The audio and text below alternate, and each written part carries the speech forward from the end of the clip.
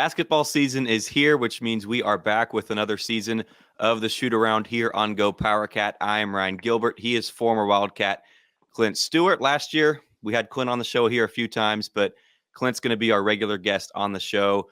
We wanted to keep things simple, and so rather than having a rotating group of guests, Clint will be joining us every week here.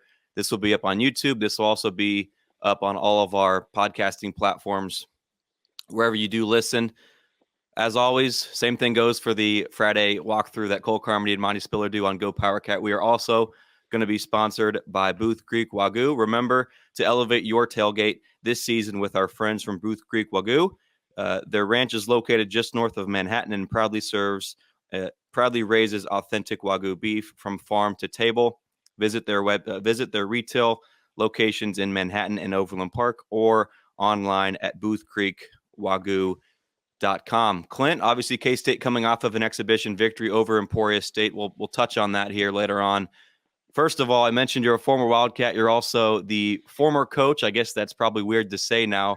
The former coach of K-State commit David Castillo. I know you guys keep in touch a lot. He obviously had a lower body injury that he suffered this summer, but it sounds like he's back to normal and is ready for his last season at Sunrise before heading to K-State. Oh yeah, he's excited and he's already got back and playing and doing really well. Got a chance to connect with him. Actually, this past weekend he was in Manhattan, and so it sounded like he had a good weekend there. But he's excited for this season and the opportunity to play obviously on the national stage. I think it'll be really good and hopefully bode him well as he transitions into K-State next year. So he's excited. He's back and going, and it's going to be a fun season for him. Following Elite Eight run in 2022-23, you lose some key pieces with Marquise Noel and Keontae Johnson, but this team is reloaded with the transfer portal, and also a couple of guys are really expected to step up that were more role players from last year's squad. So what do you think we should expect from this team here? Maybe the same, maybe less, maybe more. What do you think? I mean, the sky's always the limit, right? And I think we got a lot of good pieces that came in from the portal, but then also some really good freshmen that I think we got a chance to see last night who are pretty dynamic and are going to be able to have a good season as well. So, you never want to put too much pressure on any team, but I think for them it's going to be one day at a time. Obviously, the freshmen are going to have to go through some growing and some learning, but we have the pieces to make another run. And that's what's fun about it. And then obviously the coaching staff with Tang. And staff, I mean, they know how to put guys in positions to be successful. And that's what this time right now, first exhibition game, and gearing up towards, our first game against USC. It's so guys can get comfortable in their positions to be able to perform at a high level. So, I think we're picked, sixth, I think, in the Big 12, which is great. I think last year we were picked eighth or something, and none of that really matters preseason. I think what matters is each and every day, our guys are continuing to get better, continuing to improve, and at the end of the day, end of the season, we'll see where we lie. But one thing I do know is they're going to play hard and they're going to be ready every single game to compete, and I think that's what voted us well last year is going to do the same this year.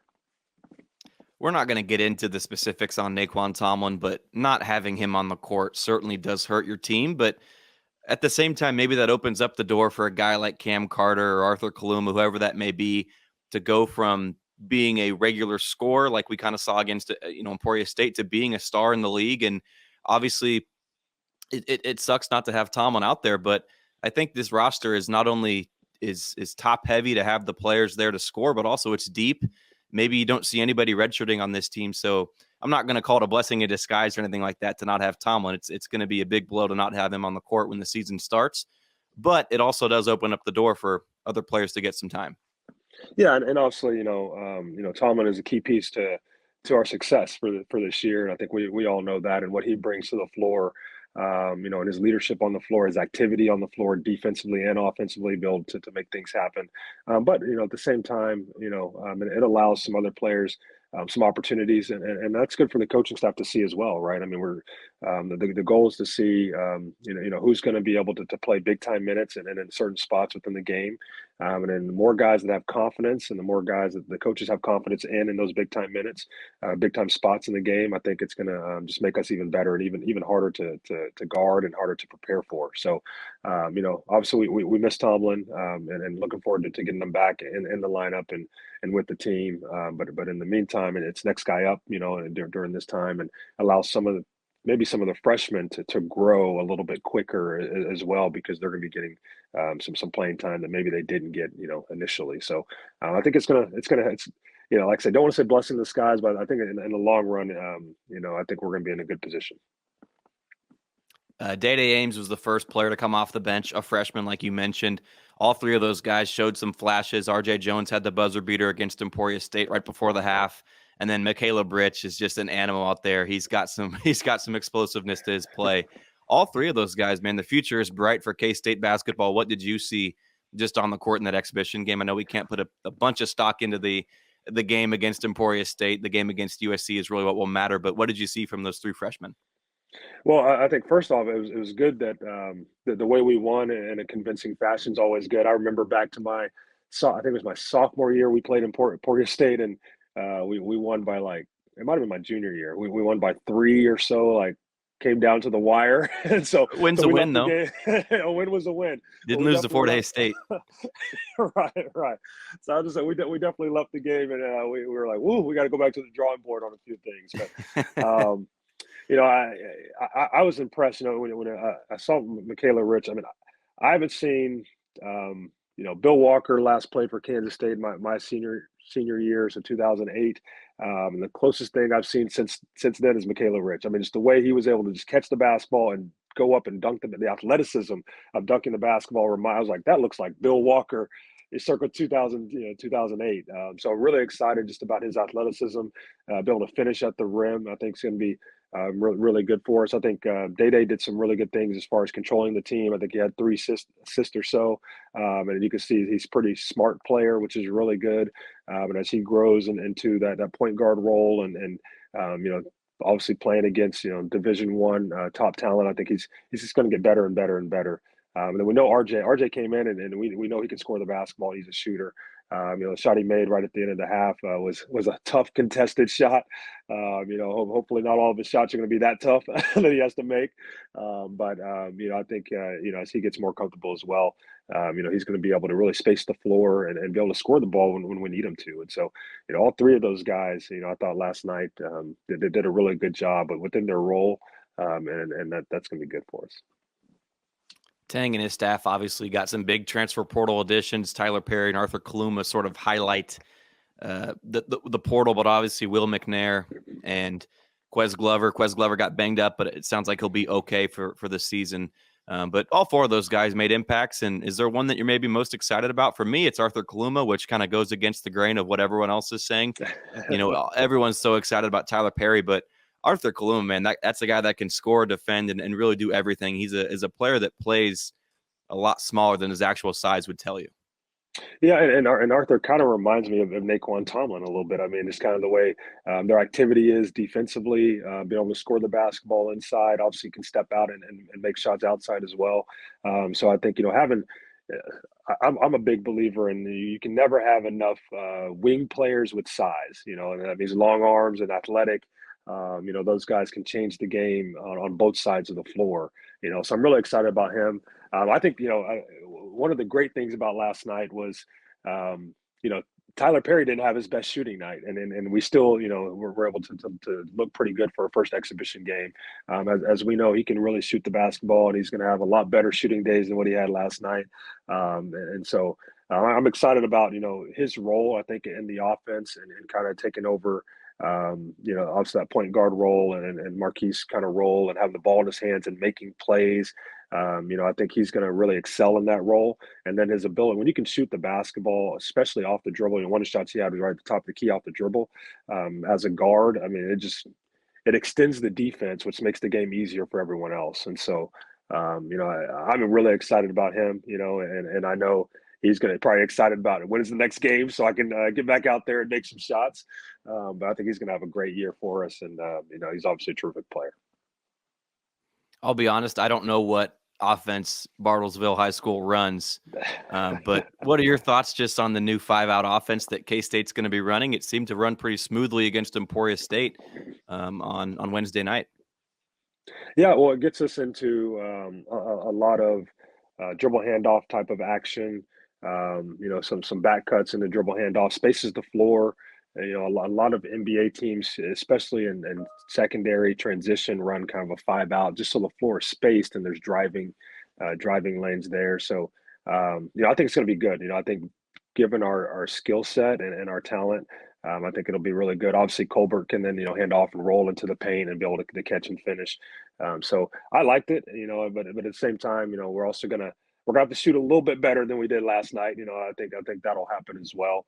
But I think it's gonna fit our guys really well as far as their ability and what we're gonna be good at. So it's a fun offense to play in. I've had from a high school standpoint, I've had kids play in a 5-out and they love it because it has a little bit more freedom.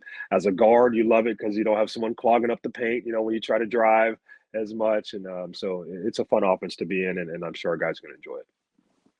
Tang and his staff have been very consistent with both the portal and the high school ranks of going after guys that are versatile, not just one-dimensional players. And so I think that really does favor a 5-out offense because you have guys that aren't just going to sit down in the paint or post up or just be a spot shooter. Guys are going to be moving. Guys are going to have to, find their open teammates. And I think that pretty much everybody on this roster is capable of doing that. I think Will McNair's a big dude down low who probably is going to do most of his damage in the paint, but he wasn't just strictly living down low near the basket on Wednesday, and I'm sure that's going to be the same for the rest of the season. Yeah, I think so as well. And you see Tang, I think at halftime he was saying, we want to run, and we want to get out and push the ball, space the floor early, and so we'll have those guys. Transition is going to be really key for us. I think that plays well for the 5-out. You can always have a big still run to the rim. Obviously if you're ahead of the defense and you have the ability to get there quickly and maybe throw it over the top. But, when we're get out and pushing the basketball and the floor is spaced, it should create a lot of easy opportunities for guys to get in there and create for each other. So, I think we saw some of that last night, and I'm sure from the coaching staff's perspective, they want to see even more of it, and it's a fun way to play. It's just a lot of fun. And, especially when you're sharing the basketball and multiple guys are scoring. I think last night everybody scored in the game, and then when you get that doesn't happen very often. So that's a fun game to play in. We'll talk about USC later on, excuse me, in the second half, but just the Emporia State game, were there maybe anything that you want to see improved upon from now until Monday when the season really does start? Yeah, I think, like, as I mentioned, we're gonna have to make some shots. I think we shot 9 for 32 from three. We started out pretty cold in the first half, 4 for 17. And so we'd like to see that obviously improve, and it will. First game, you kind of expect shooting, percentage might be down a little bit, but something that I thought we did really well is we shared the ball. And we had 26 assists last night and on 38 baskets. So anytime you can get guys sharing the basketball, and what I like to say is everybody gets to eat. There's a pie, and a lot of times, not everyone might not have the same piece of the pie or the same size of the pie, but ideally, when you have multiple guys that can make plays, that can score the ball, you want at least everyone to have a slice of that pie. I thought last night everyone got a slice of the pie, so that keeps everyone happy. I think guys stepped up and did things. As far as rebounding, I think that was really good last night, and I know we're probably have a little bit more size than Emporia has, so that's going to be key. When you get into the Big 12, especially, it's physical all the time. And you're going to have to block out and rebound. You're going to have to get some offensive rebounds too. So I think we're going to have to continue to keep that a focus. And then, like I said, when the way the basketball game is, though, when you make shots offensively, the game is so easy. It's like when you're making shots, because as a player, and it's sad. We try to tell our players, like, you can't hang your hat on making shots, right? You got to play defense. You got to guard. You got to get stops. And as coaches, that's what we want the kids to always think, like, get stops, get stops. But as a player, when you make a shot, what do? You go down and you play defense a little bit harder, right? That's just natural. It's like, yeah, I made a shot, let's go, And so when you make shots, the game becomes so much easier. And so, I think, for us, we'll have to continue just working on the outside shot and making shots from the outside, and that'll help us get downhill and penetration and get stuff at the basket as well. He is Clent Stewart. I am Ryan Gilbert. We'll be right back here after a quick break to preview the upcoming game against USC and take a look at the entire non-conference schedule for the Wildcats when we return.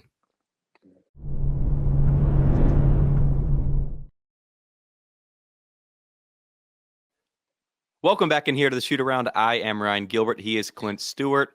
Let's jump right back into things here, Clint. Coming up on Monday, a big game against USC. Jerome Tang has been pretty outspoken about playing on TNT, national television, and just the players that he has brought to K-State are what draws the television, crew, the television games to televise K-State, if that makes sense. And so playing on national TV to open up college basketball doesn't get better than this. It's it's gonna be fun. It's gonna be exciting. And playing against a top 25 team as well. So it's an opportunity not only for K-State to jump out the gun and make a statement early, but also just for the brand. I mean, I think for all Power Cats and then be able to see that Power Cat out there, on national television. It's a good game for recruits to watch. And so it's big for the brand, it's big for the program, big for the team, and anytime you get a chance to start out and you're playing, like I said, what's considered to be a top 25 team right out the gate, then you can make a name for yourself as well. So, a lot of people want to see, who are we and what are we about, right? They know what we did last year. They know that we had, obviously lost some key pieces, but we added some key pieces as well. And so it should be fun. And it's in Vegas, so it's going to be wild. Tang mentioned after the Emporia State game, win or lose, you'd love to win the game, but win or lose, this is where you find out a lot about your team, more in a competitive setting that K-State's going to have against USC. So you're going to learn a lot about your team. K-State had Taj Manning into the starting lineup against Emporia State. I want to ask you, do you think that K-State's going to keep that size in the starting lineup? You look at Manning's game, he didn't do a whole lot. Stat line was rather underwhelming. So do they keep this big lineup without Tomlin, and they don't want to sacrifice that with Manning? Or do you roll with a guy like Quez Glover, some other smaller guard off the bench, and play smaller? Or do we just kind of not get married to the starting lineup and see how it goes, Clint? Right. Yeah, and these early games are a chance to kind of figure some of that out. I think USC, their challenge is, I think they have some really good guards. Some guys that are on like Bob Cousy watch list and Wooden watch list, for preseason. So we're going to have to defend. So I wouldn't be surprised if we go smaller just to help kind of match up with the smaller guards. But at the same time, we might be able to take some advantage of getting the ball inside and getting to the rim. So, I can say what I would do, but what I would do doesn't matter. But I do like, when you think about how we want to play and play really fast, and get out and run and push the ball. Hopefully, like I said, hopefully Quez Glover is okay and he's able to play and able to go. But I think that'd be a good addition for us to try to start fast and just kind of match their guards as well. So, we'll see what coach decides, and I'm sure whatever he decides, he's had a lot more time thinking about it than what I have. It'll be the best decision. Last year, we had some conversations about K-State just not being dominated in the paint, but maybe being afraid of a big guy down low and dominating K-State. But that obviously didn't happen. When K-State faced off against Oscar Tshiebwe with Kentucky, guys like that, K-State appeared to be just fine and won those games. So this year, is there maybe a glaring weakness in going into this USC game with such a lethal backcourt that the Trojans have? Is that something that's going to scare you in this game, or you think K-State's going to be able to, schematically get around that? Yeah, I think, the good thing that we did, I thought yesterday was I thought we protected the rim pretty decently. Had a few blocks at the rim, which is really nice. Our bigs are going to have to be able to rotate over and protect the rim, make everything go through our body. We want our guards to obviously keep the basketball in front, but if they have really good guards, I mean, what I say is great offense always beats great defense. Just kind of the way it works. You can play some great defense, and they can throw up a shot and it can go in. It's like, I mean, there's nothing else I can do, coach. But we're gonna have to definitely protect the rim. The guards can shoot, but so we have to get out, and when we get out on them in the perimeter, that's going to put them in a drive, and guys have to be ready to rotate. So, I think the way our makeup is, though, with our guards and then with our length, and long armed wings, I think that's really going to help us be active, disrupt some things, that USC is trying to do, which should bode us well defensively. If you look at the makeup of our team, I think we have the chance to be a really, really good defensive team. And just because of the length and activity that there is, and so I'm hoping that K-State proves me right and not wrong on that statement. I think if we hang our hat on stopping those guards and using our length, contesting everything at the rim, then I think we'll be good. We talked about, regardless of the result, this is going to be a game for K-State to learn from. But as a former player, as a current coach, are you a fan of this sort of big-time game to open up the season, or do you maybe entertain the idea more of just playing a nobody and getting a win and easing your way into the season, so to speak? Well, as a coach, it's always the best game of the year if you win. Right? I mean, it's a big time game and you win. It was the greatest decision we ever made. It doesn't matter who it was, who you played. I mean, it's a great decision. But if you start out and you don't play well, and you lose, then you're like, maybe we should add a couple games to figure some things out. So the good thing about it is, the early season and the big scheme of things, early season games are so you can figure out, where you're at and take the good things and continue to do them, take the bad things and try to correct those as, we're moving into the rest of the non-conference and then into the conference season. And then you hope to be hitting your stride, especially once you get in the conference or kind of mid-conference season, you're hitting your stride leading up to the NCAA tournament. So, it's going to challenge us really early. A lot of teams that have veteran players. I know the landscape's changed now because of the portal, but a lot of teams that have veteran players and veteran teams that have been together for a while. I think like Michigan State last year, all those guys are together, all came back, right? Like, all right, let's go play, whoever early on, because we have a lot of guys that have already been in the system and understand what big time basketball is about. Where I think a lot of teams that are a little bit younger, it's kind of hard to throw them on that stage right from the beginning, and we have a little bit of a mix. So we have obviously some young freshmen, but we have also some veteran players, some guys that were with us last year, and then some guys that transferred in that have obviously played some big time basketball. So I think it can be a really good thing. We're just hoping that we come out and we play well. Where it lies, but we hope that we come out on the winning side of it. And I'm sure if that happens, then Monday night we'll say this is the best game we could have played in for the first game of the season. This won't be the only test in the non-conference. You've got a big game at home against Villanova, some notable opponents in the Bahamas, Wichita State's in there, Nebraska, LSU. So this is just a nice preview of the non-conference slate for the Wildcats.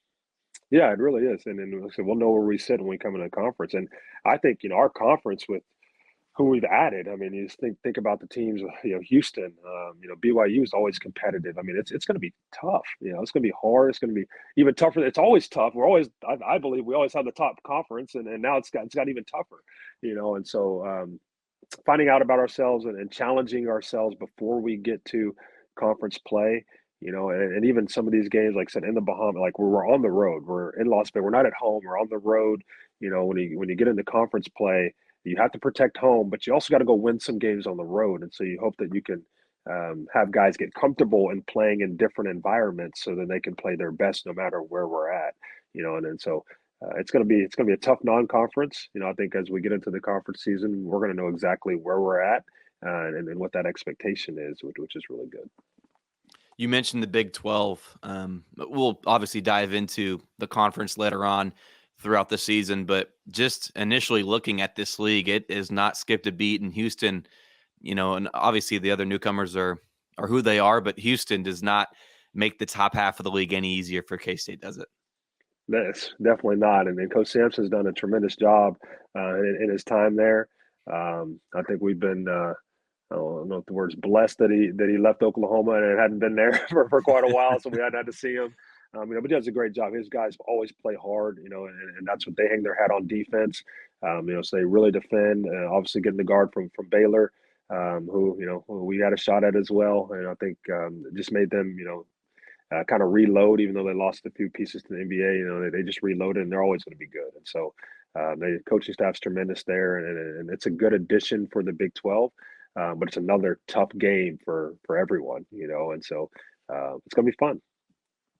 What are the challenges for Jerome Tang here in his second year after the Elite Eight last year? The expectations are just so high. The student section was like sold out against Emporia State. People are ready for this team, and not having Naquan Tomlin out there, they're going to lose some games. How do you think this coaching staff is going to handle this adversity after creating just such a high expectation for the program? Yeah, and I think you mentioned the high expectation, and with good works comes high expectation, right? And so high expectation is a good thing to have. If you didn't have high expectation, that means people aren't excited about the product that you're putting out there on the floor, right? They're not excited about the guys, the team, and you want people excited about those guys that are going out on the floor and battling every single game and every single day in practice, right? So that's a good thing to have.